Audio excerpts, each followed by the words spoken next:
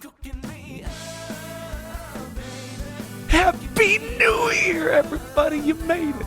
If you didn't make it, you're watching the show from some other dimension. Congrats on being at the other side. I'm glad you have Wi-Fi. Great things in 2022, everybody. Great things. But we're still reliving the past right now, specifically talking about Afroman, okay? We haven't brought this shit up because it was hard to stomach initially. No, I'm kidding. But the Captain Morgan was disgusting. Thank you so much to the team of Afroman for giving me a shot at Captain Morgan. Please don't do it again. I'll take the Miller Lite. Or actually, what was Jimmy talking about on the Muse the other day? Froyo juice. It was some kind of beer that had Afroman's face on it. It's not even like actually Afroman's face. It's like a bad caricature of Afroman. Like really, like it just doesn't look well done. Okay, moving on. Sorry to shit on it, but he didn't give me one, so I'm a little pissed. All right, let's talk about the set, starting with a little bit of Crown to Killer. Nikki back there and Funny Haze. You know, someone was saying something to me about my pants being so tight that night. Now I gotta see what they were saying.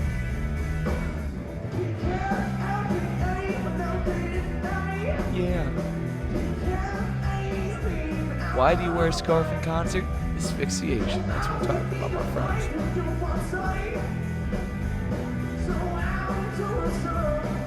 Bounce and bounce. Oh, a little flubbity flub. Kevin, you sound so gosh darn good with that there bass guitar. Ugh. So that set started off strong and sweaty with the leather jacket on. I had to lose that shit awfully quick. But let's see what we got next. Oh, we got a little bit of High Roads. Also, shout out to Sony G on the filming. Are you going by Sony G under your videography name? Sure. All right. Make sure you hire him for any kind of video needs you got, fam. Let's see what we got.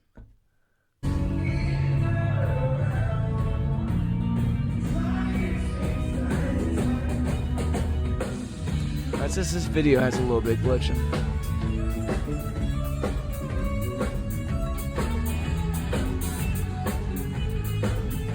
Well, that fan hit right there, though.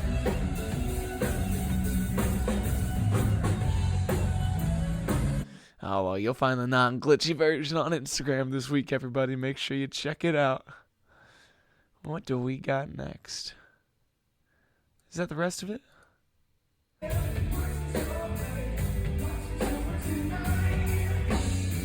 You know what? This is because the video files are a little too large. Okay, you're going to see most of this on Instagram this week, but let me hop to the next one, see what we got. I would have to clip them up together. Yeah, it'll be a little too much. Let's see what we got next if I downgrade this.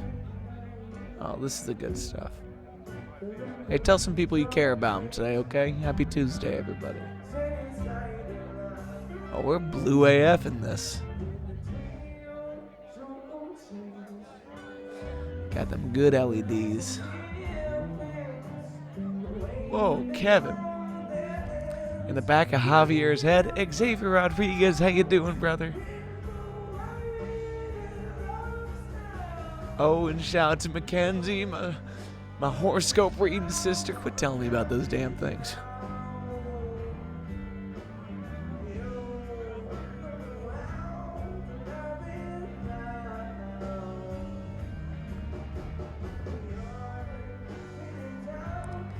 You know, it wasn't the most packed show of the year, but to play for the guys in the funnies and to have the friends that we did there, shout out to Rachel and to Mama Regina for coming out, it just felt like a room of friends, and it was a very special evening for all of us.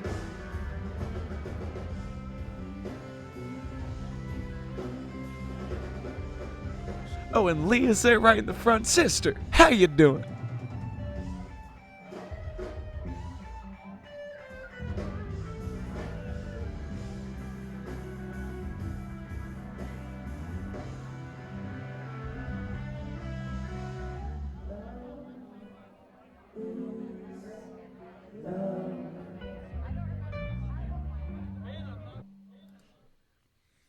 I love you guys. Thanks for watching this show. All 15 of you. It might be 5 of you, but maybe it's 15 of you. And it makes a difference in my life. So thanks for being here.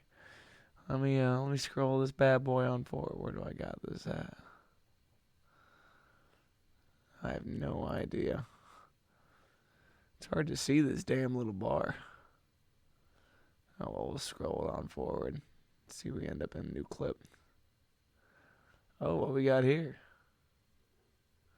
Let it rip.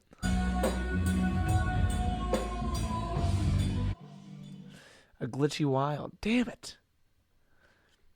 Well, again, you'll be seeing these full res videos on the Instagram and the Facebook this week. Please be looking out for them. Let me see if I can get this last one in there because it was a nice little moment in time. I want to give a special shout out to my man Evan Langto for coming all the way from Boston, Massachusetts to check out this show and spend a little bit of the holiday season with us.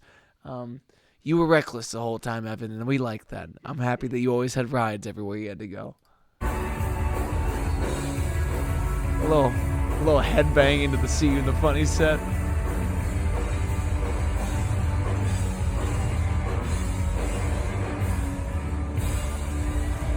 Those guys are so damn good. Well, again, you'll be seeing these in a little bit better quality on the Instagram and the Facebook this week. Next on the wave, I have a very special guest, a good friend of mine, Mr. Kevin Fox. So let's jump scenes and jump seats. Kevin Fox, how you doing, brother? What's happening, Mr. Waters? How you doing? Oh, man, we just spent a couple hours in the basement getting the mind right. It makes me feel weird inside. Makes me happy. Yeah. know. Well, you are a professional when it comes to stewing on the songs. Unfortunately, I get rather impatient with it if it doesn't just, get vomited out on the page. Yeah. You should sometime you and Ronnie will write, and he just yells at me. He's like, "You got to get every word perfect." I'm like, "Well, it's the goal." Well, as much as you love to tell this story, the one time we did write together, I gave you the damn COVID, Yeah, so I don't know if we that's can true. do that. Oh, by the way, I haven't. I was giving it back to you today. Oh, no shit. Okay. I forgot to mention that. Dude, that's biological warfare. You understand the game we're playing? Yeah. Back at you, brother. Here's your COVID. That was very Hulk Hogan of you. Yeah. Well, We what's the shouldn't longest be you've ever laughing about that. Sorry. What's the longest you've ever sat in front of a song and just stewed over it? Oh my gosh, 8 years. Okay. You ever play something out long enough that then you start to change it? Like you ever make those live modifications? Always, yeah. I love it when the real words come out. No shit. Okay, yeah. Well, so you never really even read your own lyrics off a page. Like you're not one to. No, I just have them in my head, and sometimes when you're singing them live and the real words don't come to you, some better words come to you instead, and then those become the permanent words. Well, then how do you capture those words? You just hope you remember those too? Oh yeah, once I think once I hit them, I remember. Okay. What about those MVP live streams? You ever watch those back for some brilliance? I did when they first started. I first started doing the live streams, but then I realized I sucked. So I was like, But dude, I'll tell you, you had probably some of the best audio that like people were doing on the live streams because you found that one output from your board and would just run straight into the phone. right, yeah, that was working. And then the ones in my house, I was going right out of my mixer in the studio and just coming right into the And that's the cleanest way you phone could. that way. Yeah. I was able to use some effects and stuff like that. It was nice. Yeah, just a little something, a little reverb, a little compression. Now I don't even care. I just put the phone. I take a beer glass, okay, and I put the phone in the beer glass to use as my stand, and it's the perfect size. But that sounds like it's in a glass. Does it sound like it when I'm I don't know. I haven't watched it in a Well, while. no, the mic. Thanks. Thanks for paying attention. I drop a couple comments, all but I right. get out of there. That's all right. Nobody's gonna be watching this either. Hey, that's so. for damn sure, man. So we normally average like 15 views, and to those 5 people that watch it 3 times each, we love you. That shit's You're gonna awesome. get 17 tonight, and my girlfriend and my mom. Gang, gang. Dude, does your mom still live in this neighborhood? She's up in like the Amberley Village area. Okay, cool. That's a pimp neighborhood to be in, right She by likes it. everybody's. Yeah, it's real close to the Chicken on the Run. That's Okay, important to gang. me. Dude, I got to get down to PRC again. I got an everybody's coupon, but I got to go get some vinyl. Then I'm going to PRC, get some of them gravy fries. PRC is my favorite chili in the entire city. Really? I'll put it up against any other chili. So I've tried them all. I mean, I could spend this entire interview talking about chili with you. I've tried every single chili in Cincinnati. The only one I haven't gone to is Mount Washington chili. It's all right. Heated. That sounds like a 2 stars on Yelp. I would give it compared to Pleasant Ridge chili. I'm going to give Pleasant Ridge chili a 5, and I would give 3.5 to Camp Washington. Is that what you're talking about? Camp Washington, yeah. Yeah. Did you say Mount Washington? I thought, are they not the same thing? No. Oh. Yeah. What? Camp Washington is over in Coleraine. Okay. Yeah. No, I've never been to that one either, so I'm uninformed. I started rattling off all the chilies I've had to my daughter, and she was like, okay. She's like, bubba shrimp, gumbo shrimp, barbecue shrimp. Now, what about Blue Ash chili? Blue Ash chili I had yesterday. It was delicious. Man, where's the new spot at? I still give that not as good as Pleasant Ridge, though. They have 3 of them now. What? That I know of. There's one in, one in Tri-County, one in Blue Ash, of course, and then one up in Mason. But man, I'm so bummed out that they closed that one by Ringo Lanes, whatever that is. They closed that one? That one's closed, dog. Oh. Yeah, man. It's no, such a they bummer. didn't close it. They moved it. What's okay? Yeah, I get what you're saying. That building is no longer Blue Ash true, chili. Yeah, they moved it to a place where they have outside seating. Okay, well that makes sense. Just in case, kind of sitch. You got any other chili questions? You ask me. You come to me. Put them in the comments. We'll let Kevin Fox know that you need answers. Yeah, I know where. I don't know. I've eaten at all of them. So. Well, here's a question for you. How long have you had the songwriter night running at MVPs? On January 27th, I think is the date. It'll be 4 years. Okay, cool. Yeah. And did you do a songwriter night before that? I did a place called Max Pizza Place. Okay, in Covington? No, I did the one up in Landon area, but they really didn't. We had this whole area where we picked where we were going to do it. This is the corner. It was nice. It had great lighting. And then at the last minute, they said, "Oh, let's do it in the game room." so I had to have songwriters come in and play in front of games. Kids were playing. It was terrible. What a crock of shit. But they were paying me a lot of money. So we did it there for about, I don't know, maybe 10 weeks. And then we moved it to a good spot. Okay. Yeah, to MVPs or okay. Yeah. Now, did Jerry book it when you were doing the Landon one? The Max No, Pizza? no, Okay, I was it's not booking all those. Yeah. How much easier is it to have Rocks Entertainment taking care of getting those acts for you? Well, hope Jerry's not watching. Jerry. Jerry, who do we got this Tuesday? What are you That's how I always get those messages. Like, you free on Tuesday? Like, what are you talking about, Jerry? Like, Yeah. No, I enjoyed it when we first doing it. We had 2 artists coming, and I was booking the first artist, and he was booking the second artist. yeah. And then when they took over and lowered my pay, I said, "Well, I'm not going to book the artists anymore." Yeah. Well, that's fair. Yeah. But at least they give. Like, I love it so much more now that's on the big stage. It's such a better vibe Oh yeah, up there. I agree. And I think like then it encourages more seating to go on. Like if it's all in the front of the room, like I'm not gonna take a seat by the stage and kick it there. Like no, but if I can get like a seat right inside the door, or I can go sit up there with table number 1, like that's the shit. Table number 1. We save that table for them every week. Yeah, man. I've never seen such like a dedicated group of 8 people. Yeah. Especially the way that they know your songs. Like that's why it surprised me. It's only 4 years that you've been running that. Those seem like decade-long fans of yours. Thanks. No, I have the same kind of thing going on at the Strauss House as well. Really? Yeah. It's younger. I don't want to say anything bad about Table Number 1. I love you guys, but it's a younger thing down there where everybody's, because I'm doing my own stuff, and they're like, I never heard that song before, as opposed to if I'm down there doing cover tunes where everybody's heard 1,000 times. Yeah. I just I've kind of grown a younger crowd down there. Unless you talk to my daughter, who's 21, who said, "Oh, this is an older crowd, Dad." You're like, everything's from perspective, kid. Yeah, Get your mind out the gutter. So that's a 4-hour gig or a 5-hour? That's a 4-hour down there. Okay, and cool. I try to do 100% original when I'm down there. So. Do you feel like, if you're doing a 4-hour all original gig every week, are you relying on the same parts of your catalog, or how many years of songwriting experience you got at this point, brother? Well, I've got close to 900 songs. Logged? Yeah, and I've got about 50 of those I think are pretty good that I Good use. percentage. Yeah. No, I do, but I'd probably do 100 songs and rotate them. One of the things I love My most. favorite 100. Yeah. One of my favorite things about listening to your original catalog is also hearing about the co-writes. And that's I enjoy sitting down and writing, even if we just painstakingly beat over a chorus for 3 hours. Right. It's like Yeah. I can tell the way that certain friendships have really manifested in your life through some of these tunes, especially you and Ronnie. But Definitely. I mean, Ronnie and I, it's the way we started was hilarious. I think I've told you that before. No. But yeah, we both walked into a place called Mama Vita's. I walked in the back door, and he walked in the front door. I had my guitar. He had his guitar. We ran into right where we were supposed to play at the exact same time. And we both looked at each other, and we both went, fuck.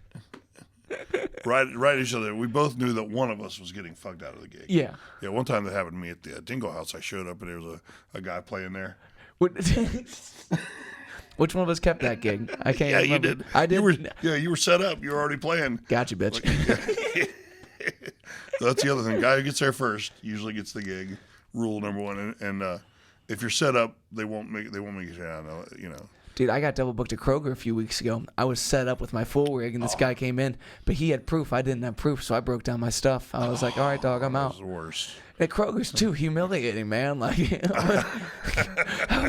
everyone's like, I just saw this dude carting all of his shit. Now he's leaving. Such a But bummer. at least you could put it all in the shopping cart and take it all in one trip. Are you loading into Kroger's on a shopping cart? Hell yeah, I am. No, one dude. trip, man. One trip. Everything fits in the cart. Just boom, boom, boom. And I leave the cart there as soon as I'm done. Back in the cart. I'm out of there in seconds.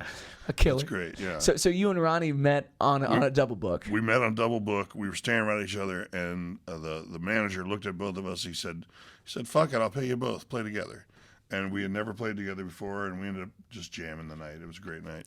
Did you guys do a lot of original stuff We that did night? almost all original. We were trading back and forth. That's crazy. Yeah, I didn't even know he did original stuff. I had never heard him, and he had seen me play at the Midwest Music Festival. Okay. And actually bought my CD and made a couple of requests, which I was like, you gotta like that. Yeah, man. That's super wholesome. That's an honor. So what's the Midwest Music Festival? I know, Midpoint. Midpoint, I'm sorry. okay, I'm word. sorry, Midpoint Music Festival down here in Cincinnati. and they don't do that anymore, right?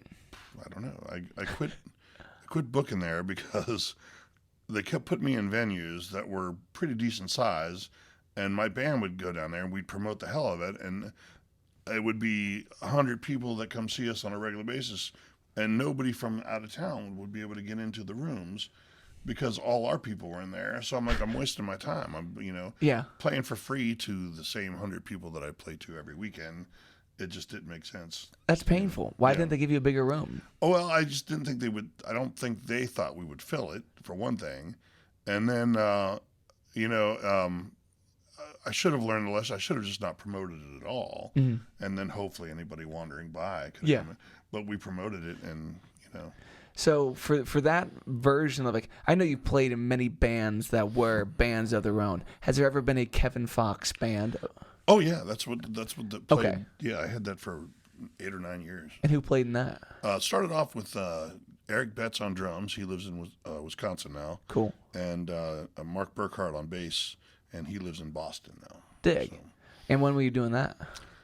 that was 2003. We won the Best Roots Rock Band award that year. That's killer. Yeah. And would you play acoustic in that band? I or- did all acoustic, 3-piece. And then when Eric Betts left, we added Billy Rock. Nice. Billy Rock Billy Rock is a on drums. monster, dude. Yeah. And then when Mark left, we added John Case on bass. I don't know John Case. You don't know John Case? No. He's in Crown Watts and Okay. Yeah. He's he plays around acoustically as well sometimes. Dig. Does Billy write at all? I don't think he writes. No. Okay. But he had just left Ryder. What was her name? Katie Ryder band. Okay, cool. Yeah, she passed away. She was incredible. But she passed, so he joined us for a while. God, he was great. He played on the live CD and everything. So There's a live CD of there's this? a live CD. Do you have more copies of that? I got 500 in my car right now. You can Right have now? That's the shadiest deal No. I could ever do. Like I'm in. I got about 50 left, I think. Okay, cool. Let me get one of those. I definitely will. Cool. Well, so when it comes to, like, when you were booking one of the acts on this, where did you meet all these songwriters at? Just over the years, being around people that wrote, and I did some, on my nights off, I'm usually out watching music, trying to find songwriters. So You always pop up at really wonderful times in my life. It's always an honor when you pick that spot to go to, thanks. man. Yeah. I mean, to me, it's like, I don't know why every songwriter's not out watching every other songwriter in town, And you've said that once about the songwriter now too. Phil. Like, I don't know why there's not more writers here. I wonder that all the time. Yeah. All the guys come in. There are some guys who bring a crowd, but most of them don't. They come and play to the people that MVP and I bring, but if other songwriters would come in there to get, and they're always like, they always ask me, well, it's kind of slow tonight. I'm like, oh, you didn't bring anybody. Yeah, but it's a Tuesday. Yeah, and there were a couple songwriters that were coming out for a while, but I don't know. I guess, like I said, I suck. Well, so I'm glad you're watching the interview. I've tried to do something in a similar way with this Monday's Muse thing that you come out to a couple of times and rocked with Ronnie, and I want to do that again at some point. Definitely. But I've tried to open it up at the end to do the open mic kind of a thing because I feel like in the songwriters community, like people got to be selfish. Like they want to play their tunes if they're going to listen to other people's tunes. Yeah. And it just kind of causes a predicament if it's a closed stage. But like the last thing you want to do is host an open jam too. That's just havoc on your life. I don't like doing the open mics. I'll do them, as a favor for people. But for the most part, I like professional musicians who could come in and sing for an hour and do a solid job. You know? Well, and like I remember the first time I played the Songwriters Night, I was like, no covers? And you're like, no covers. Like, absolutely not. And I was kind of bummed about that because I was leaning too much on that cover material. But now that I'm trying to do this on my own, when someone says, can I play any covers? I'm like, what's wrong with you? Like, why do you think you're here right now? Like, what's the intention behind this? I remember stopping a guy who ended up being in a pretty large rock band. I stopped him in the mid-first song. He started playing Lovin' is what I got. I went up and grabbed his guitar. I won't say his name, Cody Houston. Stopped him, grabbed his guitar, and I was like, do you understand what we're doing here? This is Songwriter Night. This is your chance to play your songs to people who want to hear original music. And, so it drives me nuts.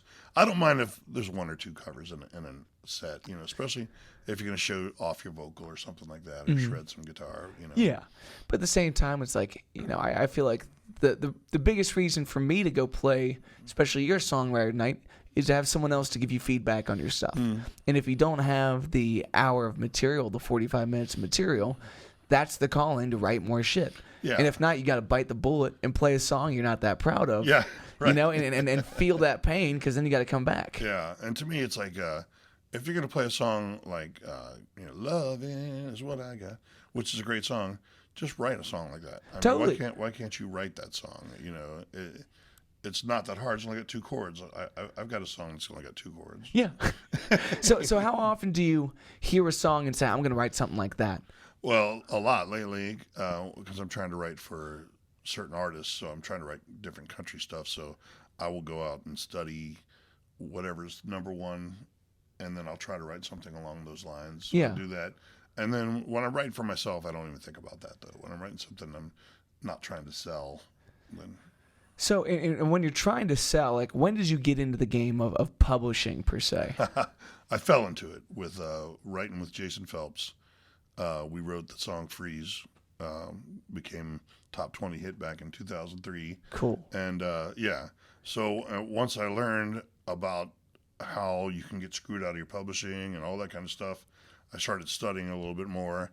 And then I started driving down to Nashville on a very regular basis, writing with, I got a publishing deal now down there for a while, publishing deal. And I was writing with a bunch of different writers down there, and they sit you down right when you get there. The first thing they do is they pull out the writer's contract, and they're like, okay, it's 50-50 when we're done writing today. This is when you're done. I did that a lot when I first came back from Nashville, but I haven't been as stickler about it lately. And what do you feel like? I get the paper trail thing, but do you feel like it adds tension to the date? No, I don't think so. Because it's just the business. Yeah. And, but everybody's been through it. Anybody that's written something that somebody else took from them, or whatever. So it's better to just have it. I feel a lot better when I have it in writing. Yeah. What the split is before you. Yeah, I have most people. I have a handshake deal. Like Ronnie, we know everything we write together 50-50 split. Mm-hmm. And if we add a third guy in, he knows, and I know that that's a 3-way split. Yeah. There's no question about it. So do you feel like when you're writing do you write with the intent of publishing, or do you prefer to write on your own terms and then they come out as a song that maybe doesn't fit your catalog? I'm going to push into this bucket. Usually when I write with somebody, I'm trying to write something that's going to get on the radio. Gotcha. If I'm writing by myself, then I don't even consider that at all. I just want to write something that comes from my heart. Yeah. So. And has a little bit more interest and like personality to it, kind of thing. Mm-hmm. I don't know. Yeah. Even with those, I'm trying to write something that'll get on the radio, but it doesn't seem to. I just think I do better when I write with somebody, because then, if you throw a crap line out there, you can just look right in their face. Oh, okay, that was a crap line. Yeah.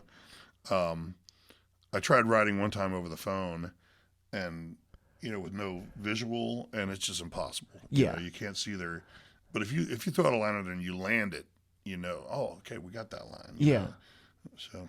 And there's something really special in a room where unfortunately, I didn't feel like we had as many of those as we would have liked to today, but you're sitting there, you're thinking about it, everyone's stewing on this, and you throw something out and the other guy says, yes. You know what I mean? Like that feeling of affirmation, being able to move on to the next part. Yeah. It's like beating a level in a video game. It's special. Yeah, I agree. And I think a big part of that is being able to just take the critique too. Like if you have thrown a bad line, I mean, I threw out a line to Ronnie once called Guinness Kisses, and Ronnie was like, no. It's like, no thanks. Yeah. No. But I like the title, Guinness Kisses. Nobody liked it. And then we've had a couple songs picked up by the publishers now, and we've sent a couple really good songs out there that I thought were great. We wrote one called She Ain't You. I think I've told you this story before. I don't think so. But She Ain't You was a great song. We like, this is it. We're gonna send this into the publisher. He's gonna love it. He's gonna take it down to Nashville, and the publisher wrote us back. He said, change everything except the title. Especially in email format. That's so cool. Yeah. It was called. It wasn't an email. It was a text message. Change everything but the title. That's brutal. So we did. We rewrote it, and he wrote back, "This is worse." Jesus, blasted. Yeah, it's pretty bad. But that's the cold hard world we live in when it comes to songwriting, man. Yeah. Well, when we did write the first one that we wrote that got picked up, I mean, not only did we rewrite it, I think 12 times, that he finally said, "Okay, these are the lyrics." Then we had to go out and find somebody to do the demo, and I recorded that demo in my house at least 8 times with 8 different singers, and I think 4 or 5 different keys. Like I'd bring somebody over, and they're like, "Oh, I don't do it in that key," so I'd have to redo the demo. Holy shit. Yeah, it was a pain in the ass. And so how do you feel about a gatekeeper like that? Like a publisher that this person probably doesn't even write songs themselves. Right. The only thing they do true. is shoot down people over email. But if they have that, is that job valid anymore? I don't know. I like having the at least the chance to go to bat. Yeah. And if I strike out, then I've got a couple guys I send them to. I remember one funny story. We wrote a song called Beautiful something. I can't remember now. But one guy we sent it to said, "I love the chorus, but I hate the verses." And the other guy wrote back, "I love the verses, but I hate the chorus." Yeah. So, it's like... Perfect situation. Let's split it half. Yeah, I'm like, can I get you guys together? And, but it never got picked up. But Well, that makes... So have you ever gone to the bin of loose toys of songs that you don't love and taken a verse from this and a chorus from this and played mashup? I plagiarize myself all the time. Good shit. And when do you go to the well like that? On days where you want to write and you don't got nothing? Or? Yeah, well, I don't even care if it's a song I wrote last week. If I'm working with somebody and we're writing a song that I think is going to go somewhere, I will totally rob from a song that's just okay or that hasn't gone anywhere, because to me it's a race to the top. Yeah. And if the one I wrote first gets there before than the one I wrote with you, then I make all the money. If the other one goes, then my other one goes to the trash. And, Yeah. and I make money with. So I don't care. I'll still write for myself. That's very fair. Yeah. It's an odd thing though when you got a fan base that cares for some of these songs, you know, like yeah. But most of those that they really know, like "Drunk on a Monday," ain't gonna be stolen from because it has its place in your catalog Right. and in your live show. Yeah, and with those, like even with the like this last song Ronnie and I wrote, I'm still singing the verse that we did on the demo. That didn't now. There's 2 new verses to it that I haven't learned yet because I like the old ones. Yeah, You know exactly. and the audience likes the one I've been singing, and I'm afraid to change it now. But you know, when that song comes out on the radio, hopefully in January here this month, gang, then I'm gonna have to learn the new version of it, I guess. to make sure you're pushing it the right way. Yeah. How many songs you gotten picked up like that? Total somewhere around 10, I think. I had a couple with Pay the Girl, a couple with or one with Kira Isabella, and one with Rain Johnson, and then I had a couple when I had my publishing deal that never made any radio or anything like that. Gotcha. That got picked up. I think I had 6 down there. Yeah. So when a guy like Rain Johnson picks that up, how much snooping do you do on the artist? First time I heard him, I was like, I want to be on this guy's record. For sure. I saw him live, and I was like, he's amazing. Where'd you see him at? At the what's that place called? The Hard Rock Cafe. Whatever. Okay, the Cincy one. Yeah. Cool. Yeah, and he was down there. I'd never seen a local guy. Well, he's from Fairfield, but he's not local anymore. He's but I never seen anybody just carry an audience like him. I mean, just palm of his hands had him. Anything he said to do, they did. Yeah. And he was so smooth on stage. His band was incredible. I was just like, I want to write songs for this guy. So. Yeah. It took me 2 years to get a song on his record. Really? Or just pitching him stuff individually? Pitching to his manager. Okay. Okay. It's odd that you can't have those conversations directly with an artist because I feel like that's a very different game when it comes to personal songs and what sits in your catalog and what you'd be willing to lend out to somebody like that. Yeah. So when you do your show, one thing I love about it is the storytelling. How many of these stories that you tell about songs are bits that you've crafted over the years versus freeballing telling the story?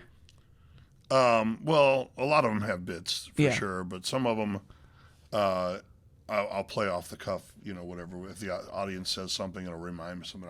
I'll just make up a joke. Yeah. But most of them have, or not most of them, but a lot of them definitely have bits. Yeah. So It's one thing I'm trying to learn. Like we've been talking about crafting the live show. You're fine.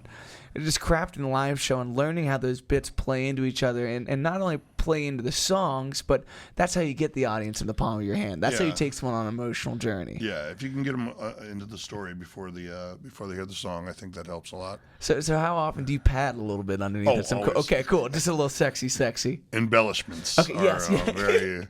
are key to my storytelling. Well, but there's brilliance to that, man. Like especially when I watch the Songwriter Night. But that's a crowd that knows your bits as well as you. Yeah. We love Ronnie Vaughn. Like, Right. oh my God, every time they do that, I'm like, these suckers are Kevin's for life. They're awesome though. And you're all right. Yeah, I'm all right. They love Ronnie, but I'm just all right.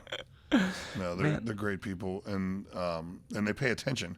It's kind of funny because I'll be talking just regular. I'll be like, and then me and Ronnie Vaughn just, not even using it as part of the show. Yeah. And they're like, we love Ronnie Vaughn without me, and I'm like, oh God, how did I not notice that was going to happen?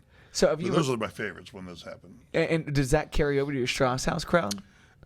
Believe it or not, it does a little bit, but it really carries over down in Atlanta for some reason. This one, a couple people came down to see me in Atlanta and started doing the We Love Ronnie Vaughn thing. And now this one place I play called Wicked Wings, they love Ronnie Vaughn at Wicked Wings. That's just. And Ryan's never been down there with He's you. never been there, no. That's a load of shit. Come on, Ronnie, get your life together. Get down there, man. Well, we got to get on the road together. You mean Ronnie at some point? I'm in. Yeah. Take me. Well, let's get down to Columbia. Let's get to the beach for a little bit. That's the plan. Yeah. Charleston, I can get us gigs in Charleston. You still thinking about moving down there one day? I think when my son graduates high school, I'll probably get out of here again. It's gonna be painful for us to lose you, Kevin. You know that, right? Well, actually, the best music I ever made in Cincinnati is when I lived in Charleston. As I would live down there, and I would come to Cincinnati once a month and pack wherever I came in. I mean, just wall to wall people, because it was the only night they could see me. You know, now I play every night of the week. You're like, we'll go see Kevin tomorrow night. But when Kevin's only going to be here, one day this month, it's wall to wall people. So I'll be back, just not every night. And does that carry into like the way that your Atlanta crowds feel right now? I'd say so. Yeah, my Friday night at this place called Wicked Wings is really fun. The people are there. They come every time I play there. I build a crowd. Yeah. So well, it's a small place. It's one of those things where it's like, of all the acts that you can go see, if there's anything that you really bring to the table, it's a genuine love for the songwriting and where those songs fit into people's lives, man. It's really something special to watch. Well, thanks, man. Absolutely, brother. Well, with and that, you're all right. Yeah, I appreciate that. I'm trying to make you proud. At least I don't mumble as much. God damn it. That's one of my favorite. Like the second time I played the songwriting, he goes, I don't understand any of the words of your songs. And I'm like, shit, Kev, that's brutal. So, well, once I learned them, I was like, damn, those are some nice words. Well, thanks, man. And now I know your favorites, and we do a lot more jamming on those sets. And, for me to get to sit on a tune like Time or something like that, it's a good-ass time. Yep. And I'm terrible with names, but, I love the one, I'm going to crawl. Oh, yeah, what's going to stop me? There's nothing better than seeing you screaming that, man. The harmonies is sweet. Yeah, dude, the harmonies is a great part of it. Yeah. Well, really quick, tell everybody where your weekly shows are at and where they can catch you. I don't know.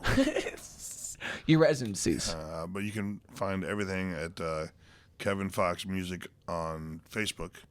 This week, I am every Tuesday, I do the songwriter night at MVP.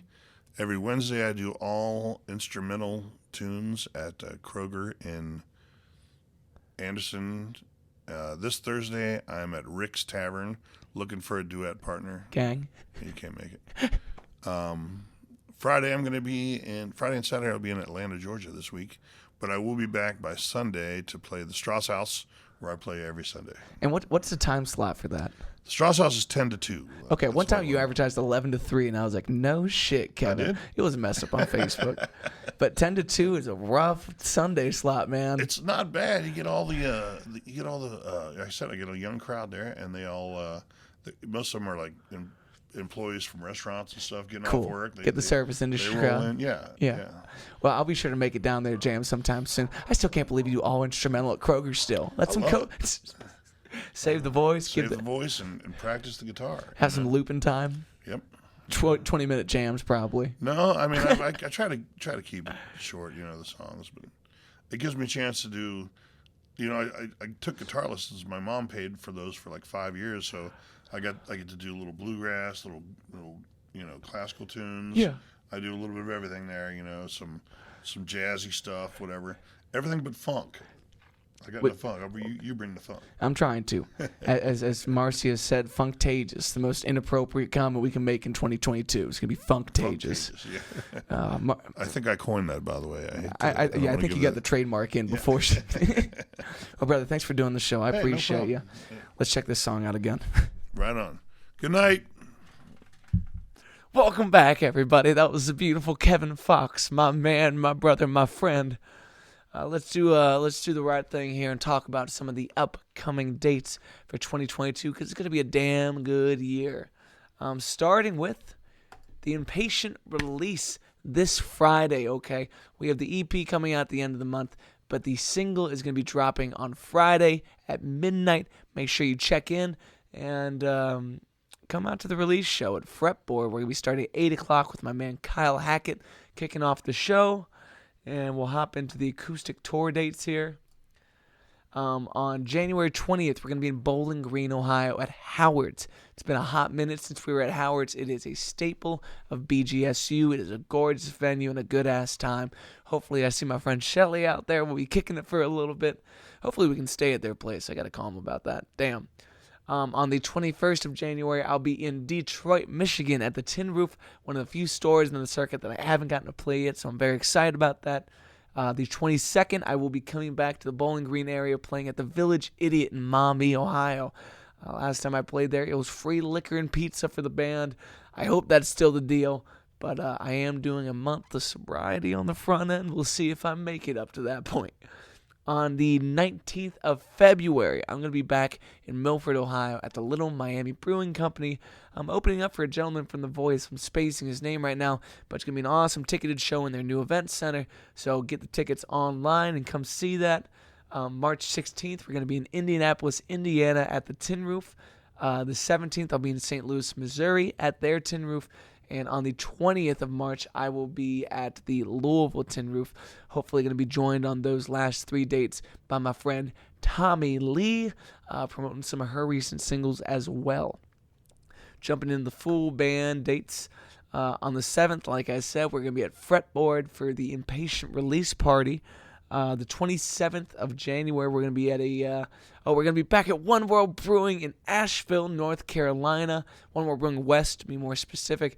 This is a gorgeous venue, amazing beer, crazy-ass spaceship, and an awesome staff. So come kick it with us. The 28th, we're going to be at a new venue in Aberdeen, North Carolina called the New Neon Rooster. It seems like an awesome little club. We're super excited about it, and we appreciate them having us, taking the risk. The 29th, we're going to be back in Columbia, South Carolina at a new venue for us. We're playing the Market on Main with 2 sets. First one's at noon, second one is at 7 o'clock. On the 29th, we will be coming back. On the 30th, we're going to be coming back, and we'll be at Nashville, Tennessee at Alley Taps. Shout out to Allie for having us at Alley Taps. That is going to kick ass. Show starts at 4 o'clock. The 24th of February, we're back in Maumee, back at the Village Idiot. That show is from 9 to midnight-ish. I will be joined that week by Johnny Disco and Nick Hack. The 25th of February, I'm going to be in Detroit, back at the Tin Roof. On the 26th, that does say 26. I'm having trouble reading that text. We're going to be in Cleveland, Ohio at Coda. I'm so excited to be back at Coda. Shout out to Dan. Thanks for having us again, brother. On the 24th of March, we're going to be at the Tin Roof in Baltimore, Maryland. The 25th, we are making our debut in Arlington, Virginia at the Renegade. That show starts at 10 o'clock. On the 21st of April, we're going to be at the Indianapolis Tin Roof. And the 22nd of April, we're going to be in St. Louis, Missouri at their Tin Roof. Let's talk about some of the more locale dates. Solo acoustic this Thursday. I'll be at the Blind Squirrel in Florence, making my debut down there. I hope it is bumping and nutty. No pun intended. Lots of puns intended. Who am I kidding? On the 9th, every single Sunday night, I'm at Fishbowl at the Bank starting at 7 o'clock. I gotta say, normally after Bengals wins, that place is a shit show. But this week, it was delightful. It was full of friends. We only had one person claiming it was their birthday, and I think it actually was. If you ever lie to me about your birthday, I will find you. Okay, moving on. Keep it to yourself, man. Keep it to yourself. I'm angry. Okay. January 12th, I'm at the Tin Roof with my man Nick Hack for the Cyclones After Party. Now that should be a shit show. Come on down. Wear a helmet. Bring some ice. I don't care if you drive a Zamboni. I need to see verification, but we will get you on a Zamboni. January 13th, me and my man Nick Hack are going to Lexington, Kentucky to play at their Tin Roof. That show starts at 5:30. We got that happy hour, baby. January 14th, I'm at the pub in Rookwood starting at 7 o'clock. January 16th, every single Sunday night, back at Fishbowl at the Banks. Get yourself a quesadilla and a bowl of sugar. Come on. And also, if you get too many of those little fish in the bottom of your bowl, give them to me. I've never had one, okay? And they don't put them in the jack, so I don't know what's going on there. But I think it's discrimination, okay? Okay. January 17th, we get the Mondays Muse at Latitudes. I am not sure who the special guests will be on that. Let me think hard for a second about who that might be. I have no idea. Make sure you show up. You'll find out. That's for damn sure. Full band dates are far and in between. But if you want to check us out on the road, we appreciate it. Like I said, January 7th, we got the Impatient Tour release party at Fretboard Brewing. March 3rd, March 2nd, March 3rd, and March 4th, we are going to be at Radio Artifact. Okay, this is going to be the live recording of The Big Crash, which is our live album featuring a bunch of music that we've had sitting on the desk for the last couple months. So it's time to get together. Those show times will be announced soon, and we should have a ticket link available by Friday. If you come to the show on Friday and buy your ticket there, we have a special surprise for you at the merch table. Just make sure you come up and show my man Jordan that you actually got a ticket. And also, the shows are very limited on seating.